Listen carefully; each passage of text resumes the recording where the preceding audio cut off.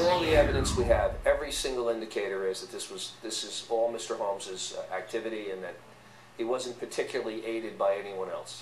Well, I noticed the guy walked in from into the auditorium, sat into the very front row to the far right, and he got a phone call. And most people, when they get phone calls in theaters, they go straight out into the lobby to answer it.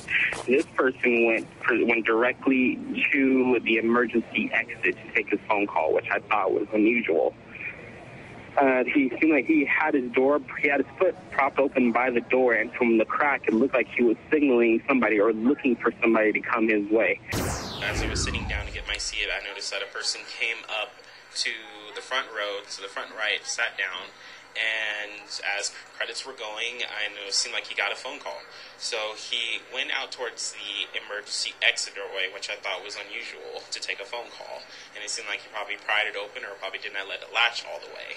Soon as the movie started, somebody came in, all black, gas mask, armor, and threw a gas can into the audience, and it went off, and then there was gunshots that took place.